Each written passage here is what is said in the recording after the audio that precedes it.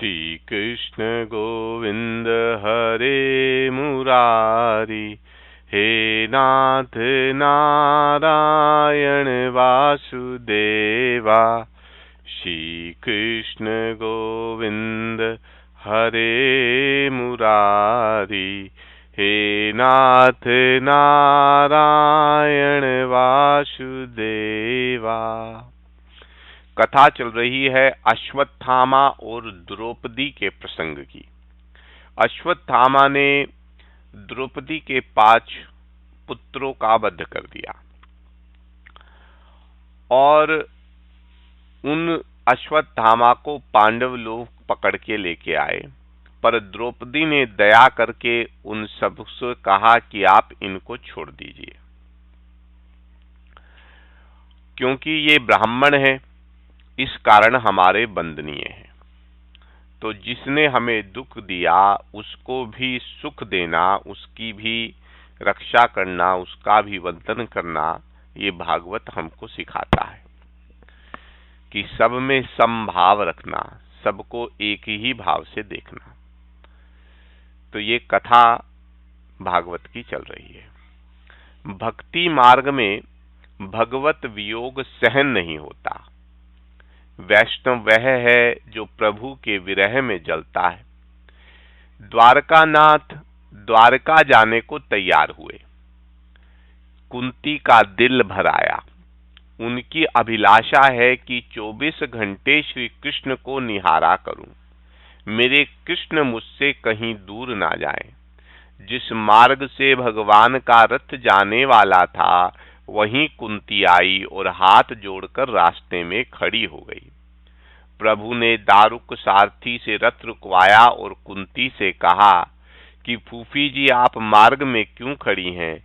वे रथ से नीचे उतरी और कुंती जी ने उनको वंदन किया। वंदन से प्रभु बंधन में आते हैं। वंदन के समय अपने सारे पापों को याद करो, हृदय दीन और नर्म होगा। सूत जी वर्णन करते हैं, नियम तो ऐसा है कि रोज भगवान कुंती जी को वंदन करते हैं, किंतु आज कुंती भगवान को वंदन कर रही है। भगवान ने कहा, ये आप क्या कर रही हैं? मैं आपका भतीजा हूँ, तुम मुझे प्रणाम करो, ये शोभास्पद नहीं है।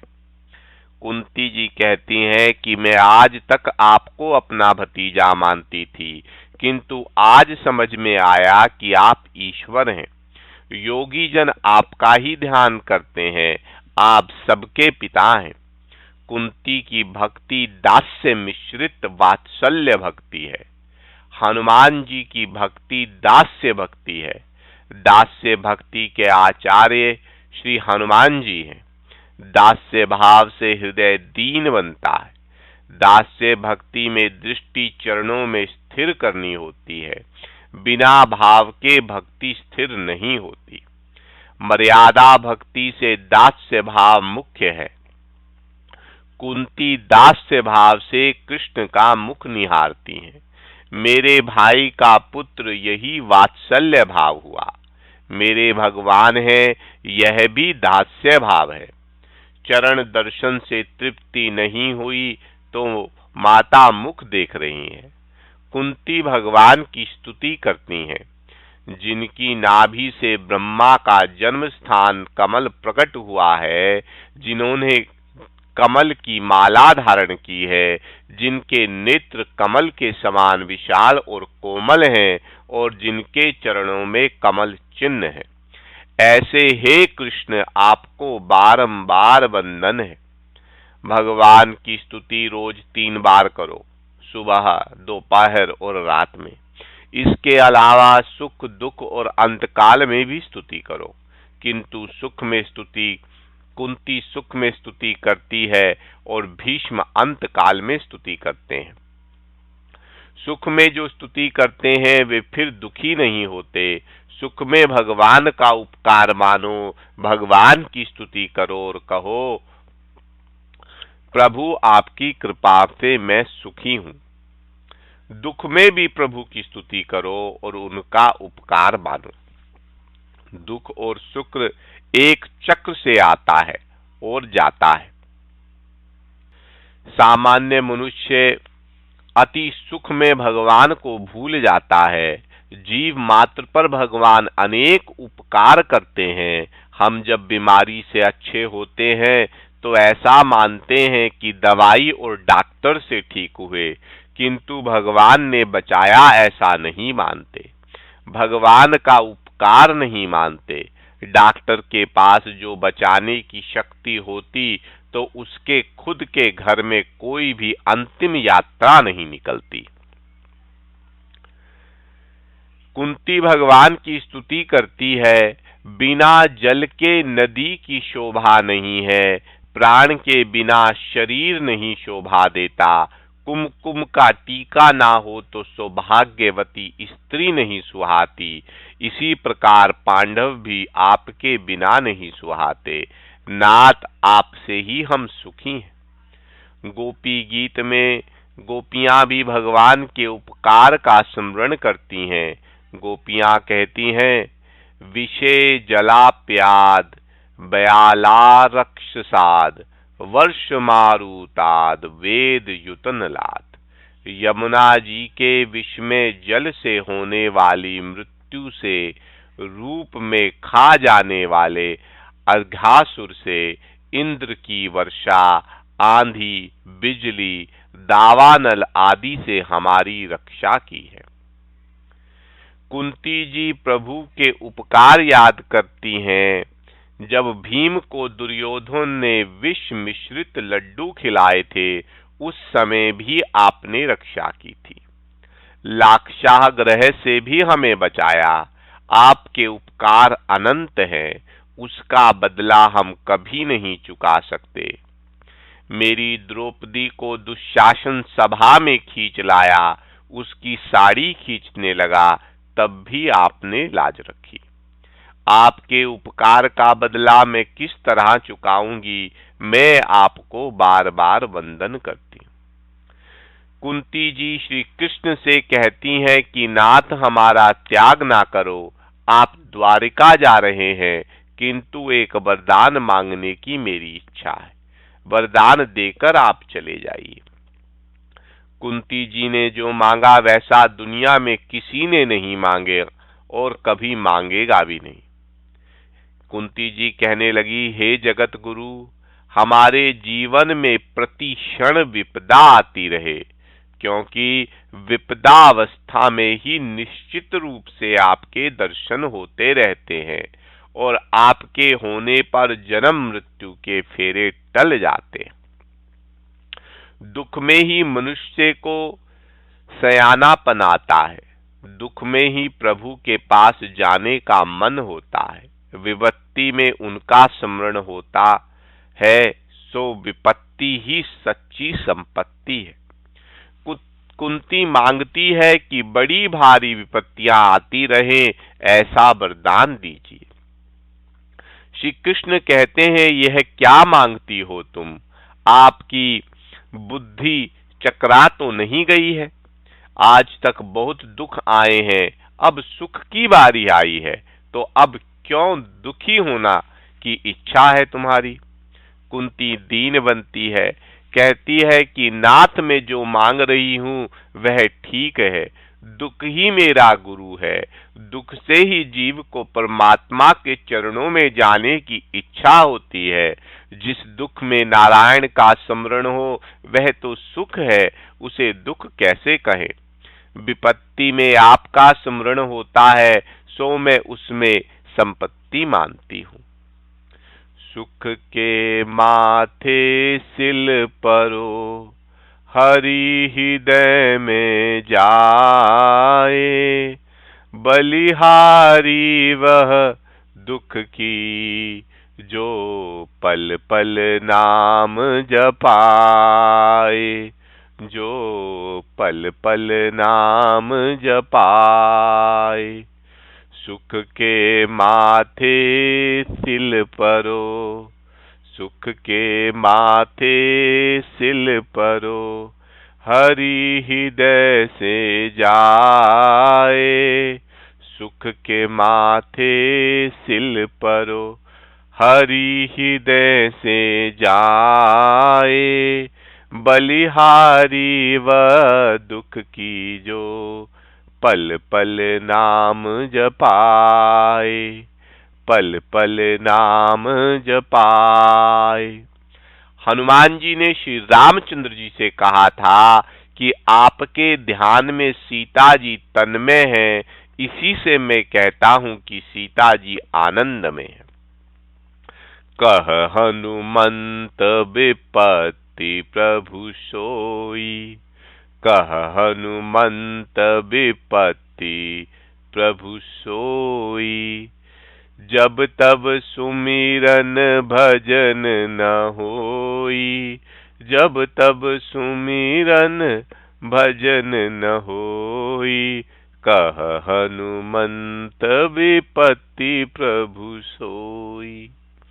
हे नाथ, आपका स्मरण भजन ना हो सके वही सच्ची विपत्ति है, ऐसा समझो।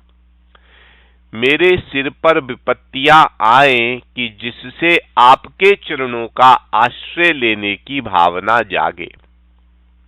4 प्रकार के मद से मनुष्य भान भुला सो हो जाता है। विद्या का मद, जवानी का मद, द्रव्य का मद और अधिकार का मद। इन 4 प्रकार के मदों के कारण जीव भगवान को भूल जाता है।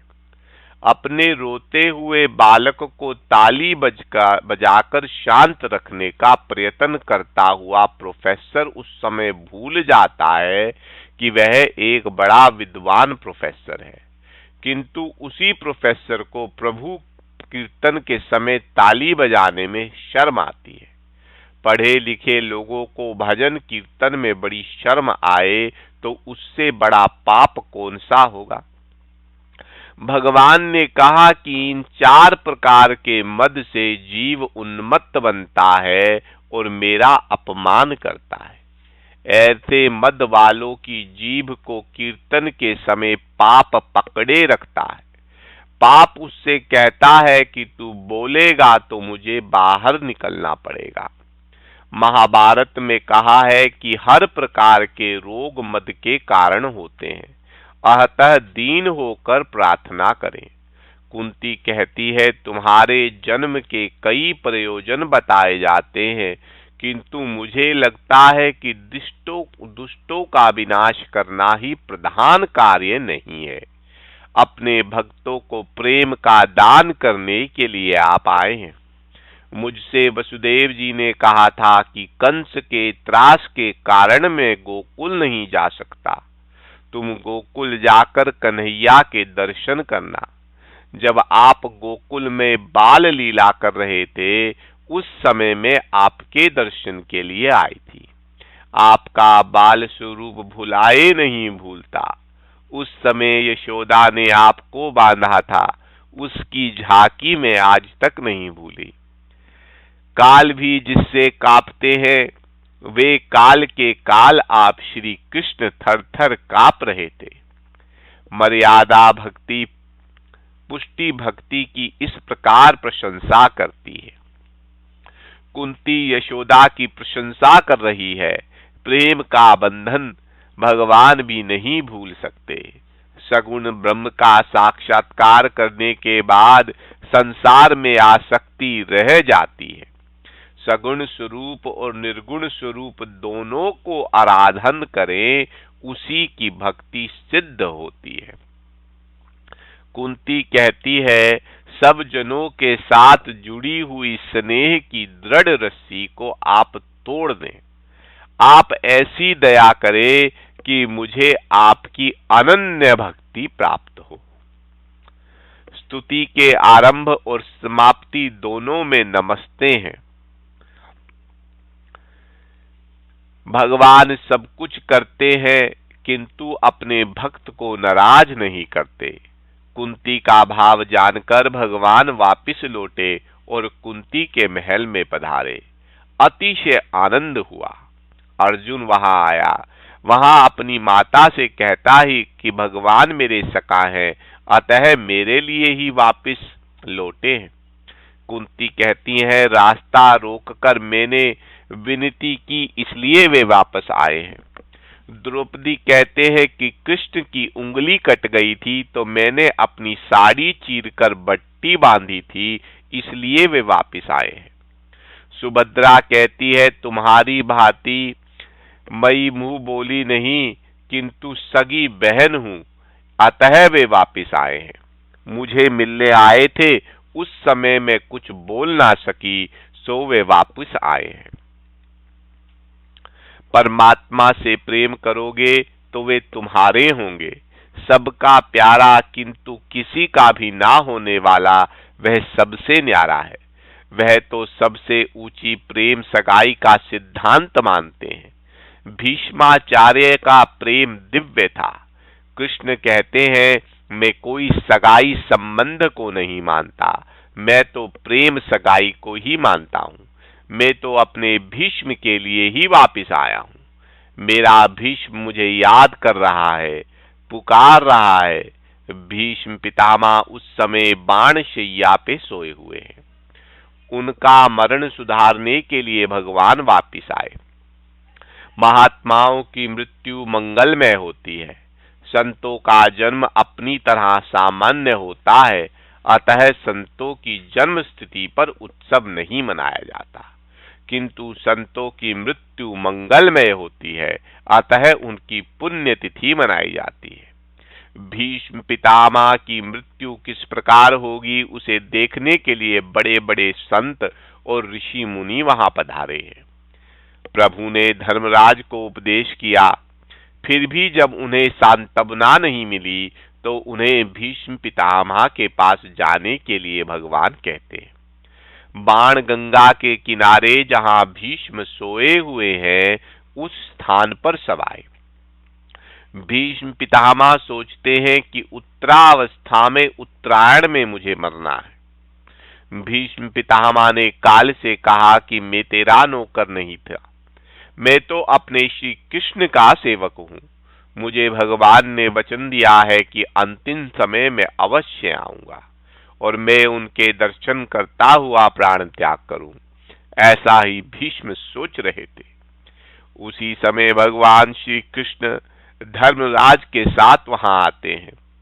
धर्मराज से भीष्म कहते हैं श्री कृष्ण तो साक्षात परमात्मा है, वे तेरा शोक का निमित्त करके मेरे लिए आए, मेरी मृत्यु सुधारने के लिए आए। भगवान को भीष्म ने वचनबद्ध किया था। कौरव पांडव युद्ध के समय दुर्योधन भीष्म पितामह से कहते हैं दादाजी 8 दिन हो गए, फिर भी आप किसी पांडव को मार नहीं सके हैं, आप ठीक तरह से लड़ते नहीं हैं। भीष्म आवेश में आ गए और आवेश अवस्था में उन्होंने दुर्योधन से कहा कि रात को 12 बजे जब मैं ध्यान में बैठूं तो अपनी रानी को आशीर्वाद लेने के लिए भेजना, मैं अखंड सौभाग्यवती का वरदान दूंगा। श्री कृष्ण को यह जानकर चिंता हुई। दुर्योधन की पत्नी भानुमति से भी मिले और उससे कहा कि दादाजी तो घर के ही हैं, उनसे मिलने की इतनी जल्दी क्यों है, उनके दर्शन के लिए कल जाना। भानुमति मान गई और ना गई। महात्मा कहते हैं उस समय कृष्ण ने द्रौपदी को जगाया। एक स्वरूप से द्रौपदी को लेकर वे भीष्म पितामह के पास गए और दूसरे स्वरूप से वे द्रौपदी बनकर अर्जुन की शैया पर सो गए। श्री कृष्ण रूप रहित होते हुए भी अनेक रूप वाले हैं। भीष्म पितामह ध्यान कर रहे थे। आज द्वारकाधीश का स्वरूप दिखता नहीं है, किंतु काली कमली हाथ में दीपक आदि स्वरूप वाले भगवान दिखते हैं। आज द्रौपदी के रक्षक बनकर भगवान आए हैं। द्वारपाल ने उनको रोका, कोई भी पुरुष अंदर जा ना सके ऐसी आज्ञा थी। द्रौपदी ने अंदर जाके प्रणाम किया। दुर्योधन की पत्नी भानुमति आई है ऐसा मानकर भीष्म पितामह ने आशीर्वाद दिया कि अखंड सौभाग्यवती भव। द्रौपदी ने पूछा दादाजी आपका आशीर्वाद सच होगा? भीष्म ने पूछा कि देवी तुम कौन हो? द्रौपदी ने उत्तर दिया मैं पांडव पत्नी द्रौपदी हूं। भीष्म ने कहा, मैंने तुझे आशीर्वाद दिया है तो वह सच ही होगा। पांडवों को मारने की प्रतिज्ञा मैंने अवश्य की है, सच्चे हृदय से नहीं। तुझे सच्चे हृदय से आशीर्वाद दिया है, वे सच ही होगा। किंतु मुझे यह तो बता कि तू अकेली यहाँ कैसे आई? तुझे द्वारका नाथ के सिवा और कौन लाया होगा? भीष्म पितामह दौड़ते हुए बाहर आए। श्री कृष्ण को उन्होंने कहा कि आज तो मैं आपका ध्यान करता हूँ, किंतु अंत काल में आप समर ना जाने रहेंगे या नहीं, तो अंत समय में मेरी लाज रखने के लिए कृपा पधारिएगा। उस समय श्री कृष्ण ने भीष्म पितामह को वचन दिया कि मैं अवश्य आऊंगा। उनके दिए हुए वचन को पूरा करने के लिए द्वारकानाथ पधारे थे। प्रभु ने रोज प्रार्थना करो कि मेरी मृत्यु के समय जरूर आना। शरीर ठीक हो तो ध्यान जप हो सकता है, अंतकाल में दुख से देहासंधान होता है, जिसे परमात्मा का ध्यान करना कठिन है। भीष्म पितामह श्री कृष्ण की स्तुति करते हैं, नाथ कृपा करो,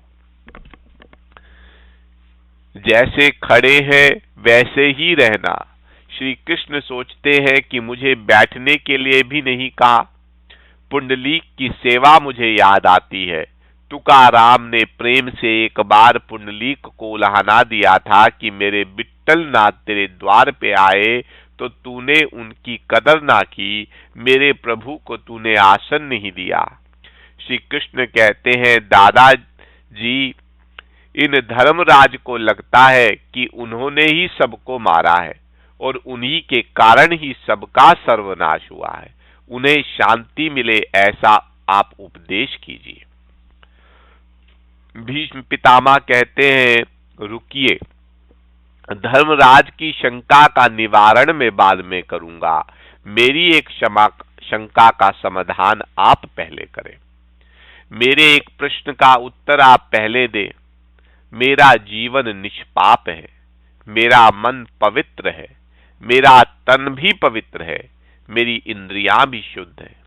मैंने पाप किया ही नहीं तो फिर मुझे यह दंड क्यों मिल रहा है? मुझे बाण शैया पे क्यों सोना पड़ा है? मुझे अतिशय वेदना क्यों होती है? मैं निष्पाप हूं, फिर भी मुझे क्यों सजा देते हैं? श्री कृष्ण कहते हैं, दादाजी, आपने कोई पाप नहीं किया है, यह सच है। इसी कारण से तो मैं आपसे मिलने के लिए आया हूं। आपने स्वयं कोई पाप नहीं किया, फिर भी आपने अपनी आंखों से पाप होता हुआ देखा है। आप जो पाप देखा उसी की यह सजा है। कोई पाप करे उसे देखना भी पाप है, किसी के पाप का विचार करना भी पाप है। किसी का पाप देखना नहीं, सुनना भी नहीं, किसी से कहना भी नहीं। कृष्ण कहते हैं, दादाजी, आप भूल गए होंगे, किंतु मैं नहीं भूला। मुझे तो सब कुछ याद रखना ही पड़ता है। याद करें दादाजी कि एक बार आप जब सभा में बैठे थे, वहां दुशासन द्रौपदी को लेके आया था। द्रौपदी ने कहा था, जुए में सब कुछ हारा हुआ पति अपनी पत्नी को दांव पर नहीं लगा सकता। फिर भी दुर्योधन ने कहा कि अब द्रौपदी दासी बनी है, उसे निर्वस्त्र करो। उस समय द्रौपदी ने आपसे कहा था कि हारे हुए पति को अपनी स्त्री दांव पर लगाने का अधिकार नहीं है। दादाजी, आप न्याय करें कि मैं जीता या अजीता। उस समय आपने कहा था कि दुर्योधन का अन्न ग्रहण करने से मेरी बुद्धि कुंठित हो गई है, और आप चुप रहे। ऐसा घोर पाप सभा में हो रहा था और आप उसे देखते रहे। यह आप जैसे ज्ञानी को शोभा नहीं देता। द्रौपदी का अपमान आप सभागृह में देखते रहे। आपने उस समय द्विधावश होकर अन्याय को रोका नहीं। द्रौपदी को पुकार सुनकर मैं वहां गुप्त रूप से आया था। मैंने सब कुछ देखा, इसी पाप का आपको यह दंड मिल रहा है। भीष्म ने नमन किया। उन्होंने फिर धर्मराज को धर्म का उपदेश दिया।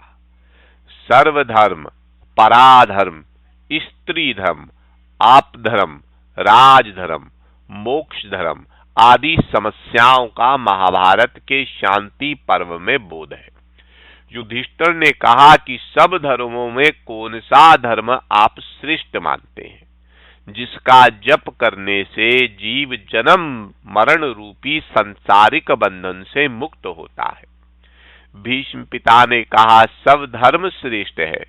स्थावर जगम रूप संसार के स्वामी, ब्रह्मादि देवों के देव, देश काल और वस्तु से अपरिचित, शर अक्षर से श्रेष्ठ पुरुषोत्तम के सहस्त्र नामों का निरंतर तत्परता से गुण संकीर्तन करने से मनुष्य दुखों से और बंधनों से मुक्त हो जाता है। इसी को विष्णु सहस्त्र नाम कहते हैं। इसलिए कहते हैं कि शिव महिमा और विष्णु सहस्त्र नाम का रोज पाठ करो। शिव जी की स्तुति करने से ज्ञान मिलता है और ज्ञान से भक्ति दृढ़ होती है। विष्णु भगवान की स्तुति करने से पाप जल जाते हैं। विष्णु सहस्त्र नाम का पाठ करने से ललाट पर लिखे हुए विधाता के लेख भी बदल जाते। जन्म मरण के बंधन से जीव को वह मुक्त करता है। शंकराचार्य को विष्णु सहस्त्र नाम का पठन बहुत प्रिय था।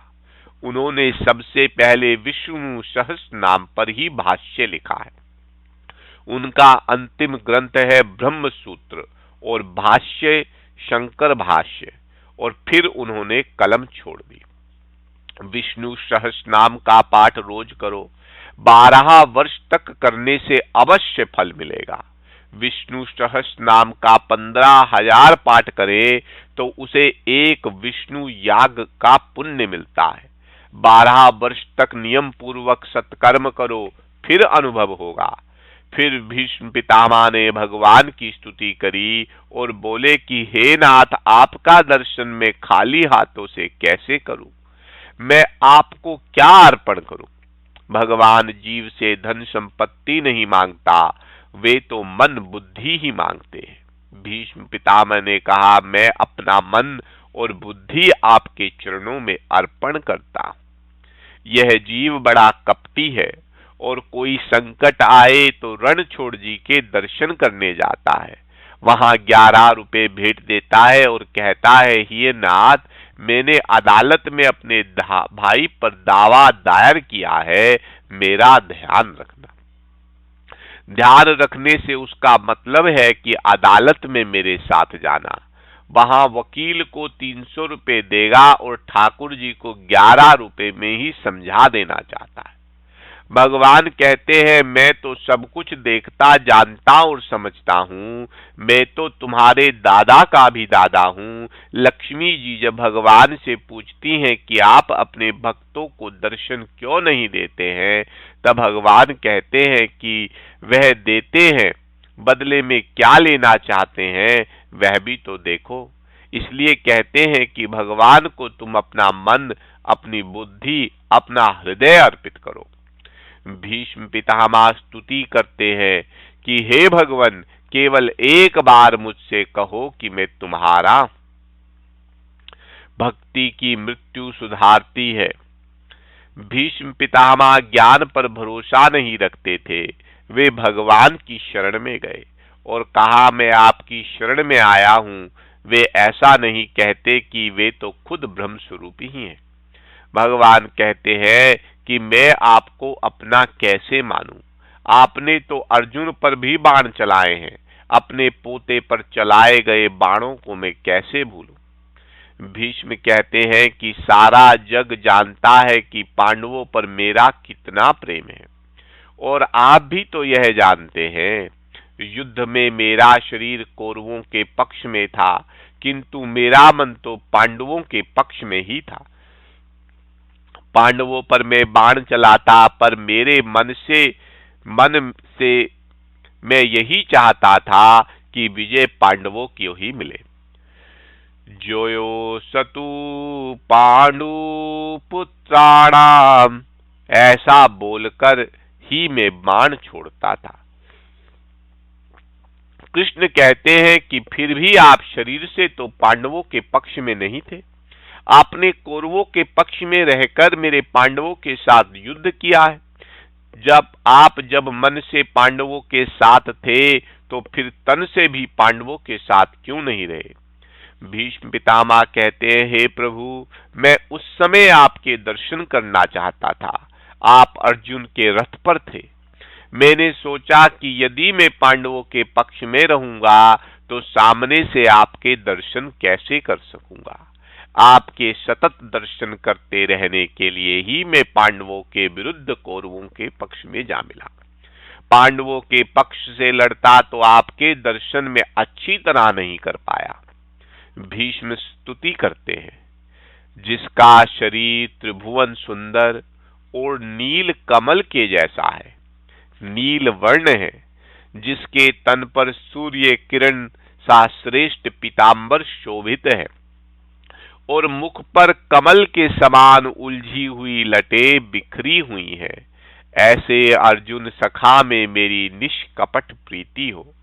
हे नाथ, जगत में आपने मेरी प्रतिष्ठा कितनी बढ़ा दी, मुझे कितना सम्मान दिया। मेरी प्रतिज्ञा रखने के लिए आपने अपनी प्रतिज्ञा छोड़ दी। श्री कृष्ण ने महाभारत के युद्ध में कोई अस्त्र शस्त्र धारण ना करने की प्रतिज्ञा की थी। भीष्म ने कहा, मैं गंगा पुत्र हूं, मैं तो ऐसा युद्ध करूंगा कि कृष्ण को अस्त्र शस्त्र धारण करने ही पड़ेंगे। मैं उनसे हथियार चलवा कर ही रहूंगा। भीष्म के बाणों से अर्जुन मूर्छित हो गया, फिर भी बाण वर्षा करते रहे। कृष्ण ने सोचा कि यदि भीष्म बाण चलाते रहेंगे तो मेरे अर्जुन की मृत्यु हो जाएगी, महा अनर्थ होगा। मेरी प्रतिज्ञा चाहे टूट जाए तो भले ही टूट जाए, भगवान रथ से कूद पड़े। सिंह की बहाती दहाड़ते हुए वे रथ चक्र लेकर भीष्म की ओर दौड़े। भीष्म ने उसी समय कृष्ण को नमस्कार किया और भगवान का जय जयकार किया। भक्तों की प्रतिज्ञा पूरी करने के लिए भगवान अपनी प्रतिज्ञा को तोड़ देते हैं। भगवान भक्तों का पूरा पूरा सम्मान करते हैं। वे मानते हैं कि चाहे मेरी पराजय हो, पर भक्तों की तो विजय होनी ही चाहिए। भीष्म कहते हैं, मेरी और कृष्ण दोनों की प्रतिज्ञा पूरी हुई। उस समय भगवान के दो रूप में देख रहा था। एक रूप में भगवान रथ पर विराजित थे और दूसरे रूप से रथ से कूदकर चक्र लेकर दौड़ रहे थे। भीष्म का अर्थ है मन। अर्जुन जीवात्मा है। मन आवेश युक्त होने पर संकल्प विकल्प बहुत करता है। मन ही संकल्प विकल्प के बाणों की बौछार करता है। अतः जीव रूपी अर्जुन घायल होता है और मूर्छित हो जाता है। भगवान मन को सुदर्शन चक्र से मारना चाहते हैं, तब कहीं जाके ये मन शांत होता है। जीवात्मा जब परमात्मा की शरण में जाता है तो मन को वे शांत करते हैं। मन संकल्प विकल्प करना छोड़ दे तो यह मन आत्म रूप में तदाकार हो जाता है, तभी जीवन में शांति मिलती है। जो स्तुति भीष्म ने की थी वह अनुपम है, वह स्तुति कंठस्थ करने योग्य है। इसे भीष्म स्वत्वराज स्तोत्र भी कहते हैं। इसके बाद भीष्म ने उत्तरायण में देह को छोड़ दिया। भीष्माचार्य भगवत स्वरूप में तदाकार हो गए, वे कृतार्थ हो गए। भीष्म महाज्ञानी थे, फिर भी प्रभु प्रेम में तन्मय होकर मरे। यही बात हमें बतलाती है कि भक्ति श्रेष्ठ है। साधन भक्ति करते करते ही साध्य भक्ति सिद्ध होती है। जिसकी मृत्यु के समय देवगण बजे बजाते हैं, उसकी मृत्यु ही कृतार्थ हुई जानो। भीष्म के प्रयाण के समय देवों ने ऐसा ही किया था। मानव जीवन की अंतिम परीक्षा उसकी मृत्यु ही है। जिसका जीवन सुंदर होगा उसकी मृत्यु मंगलमय होगी। मरण तब सुधरता है जब मानव प्रत्येक क्षण को सुधारता हुआ चलता है और जिसको समय के मूल्य का भान है। प्रत्येक क्षण का जो सदुपयोग करेगा उसी की मृत्यु मांगलिक होगी। कण कण और क्षण क्षण का उपयोग करो। कण को जो दुरुपयोग करता है वह दरिद्र बनता है और क्षण को व्यर्थ खर्च करने वाला जीवन बिगड़ता है। प्रतिदिन संयम को बढ़ाओ। प्रतिपल जो ईश्वर का स्मरण करता है उसकी मृत्यु सुधरती है। भीष्म आजीवन संयमी रहे थे। संयम बढ़ाकर प्रभु के सतत स्मरण की आदत होने से मरण सुधरेगा। ईश्वर जब तक कृपा नहीं करते जब तक मनुष्य स्वयं कोई प्रयत्न ना करे। सारा जीवन भगवान के स्मरण में बीते और कदाचित वह व्यक्ति अंत काल में भगवान को भूल जाए तो भी भगवान उसे याद करेंगे। सत्कर्म कभी व्यर्थ नहीं जाता। भीष्म पितामह की मृत्यु को उजागर करने के लिए द्वारकाधीश पधारे थे। भीष्म पितामह ने महाज्ञान का विश्वास न किया, उन्होंने प्रभु की शरण ली। भीष्म पितामह की मृत्यु से युधिष्ठिर जी बड़े दुखी हुए, किंतु उनको सद्गति से उनको आनंद भी हुआ। धर्मराज राज सिंहासन पर बैठे हस्तिनापुर का शासन करने लगे। उनके राज्य में अकाल नहीं था, ना तो अतिवृष्टि होती थी और ना अनावृष्टि होती थी। धर्मराज के राज्य में ना तो कोई भूखा ही है और ना कोई बीमार। धर्म की मर्यादा का पालन करने वाला कभी भी दुखी या बीमार नहीं होता। धर्मराज के राज्य में धर्म की भी शिक्षा दी जाती थी। उस समय राजा धर्मनिष्ठ होने के कारण प्रजा भी धर्मनिष्ठ थी। युधिष्ठिर का राज्य तिलक करके श्री कृष्ण द्वारका को गए। वहां की जनता रथ यात्रा का दर्शन किया। द्वारकाधीश के द्वारका में प्रवेश किया। नगरजन कहते हैं कि आपकी कृपा से सब ठीक है। एकमात्र दुख यही था कि आपके दर्शन नहीं कर सकते थे। सभी को कृष्ण दर्शन की आतुरता थी। 11वें अध्याय में श्री कृष्ण द्वारका पधारे उसकी कथा है। 12वें अध्याय में परीक्षित के जन्म की कथा है। पवित्र समय में उत्तरा ने बालक को जन्म दिया। वह चारों ओर देखने लगा। माता के उदर में मुझे चतुर्भुज स्वरूप जो पुरुष दिखता था वह कहाँ है? परीक्षित भाग्यशाली थे कि उनकी माता के गर्भ में ही भगवान के दर्शन हुए। यही कारण है कि वे उत्तम श्रोता हैं। युधिष्ठिर ने ब्राह्मणों से पूछा कि यह बालक कैसा होगा। ब्राह्मणों ने कहा, वैसे तो सभी ग्रह दिव्य है, किंतु मृत्यु स्थान की कुछ गड़बड़ी है। उसकी मृत्यु सर्प दंश से होगी। यह सुनकर धर्मराज को बड़ा दुख हुआ। मेरे वंश का पुत्र सर्प दंश से मरे, यह ठीक नहीं है। ब्राह्मणों ने उनको आश्वस्त किया, चाहे सर्प दंश से उसकी मृत्यु हो, किंतु उसे सद्गति मिलेगी। उसके अन्य ग्रह शुभ है। इन ग्रहों को देखकर ऐसे लगता है कि इस जीवात्मा का यह अंतिम जन्म है। परीक्षित दिनों दिन बड़े हो रहे थे। 14वें और 15वें अध्याय में धृतराष्ट्र पांडव मोक्ष की कथा है। 16वें अध्याय में परीक्षित चरित्र का आरंभ होता है। इस तरफ विदुर जी तीर्थ यात्रा करते हुए प्रभास क्षेत्र में आए। उन्हें खबर मिली कि सभी कौरवों का विनाश हुआ है और धर्मराज सिंहासन पे बैठे। केवल मेरा भाई धृतराष्ट्र ही धर्मराज के यहाँ मुट्ठी भर खाने के लिए रह गया है। विदुर जी आए। धर्मराज ने उनका स्वागत किया। विदुर जी ने सम्मान मांगने नहीं आए थे, अपने बंधु को बंधन मुक्त करने के लिए आए थे। उन्होंने 36 वर्ष तीर्थ यात्रा की। संत तीर्थों का पावन करते हैं। देवी भागवत में लिखा है कि घर की अपेक्षा अधिक सत्कर्म तीर्थ यात्रा में ना हो सके तो वह तीर्थ यात्रा व्यर्थ ही है। विदुर जी ने 36 वर्ष तक यात्रा की, फिर भी बात तो अति संक्षेप में ही कही। आजकल तो लोग हमने इतनी यात्रा की है ऐसी बात बार बार करते हैं। अपने हाथों से जो पुण्य कार्य किया हो उसे भूल जाओ और जो पाप हो उसे याद रखो। सुखी होने का यही मार्ग है। किंतु मनुष्य पुण्य को याद रखता है और अपने पाप को भूल जाता है। मध्यरात्रि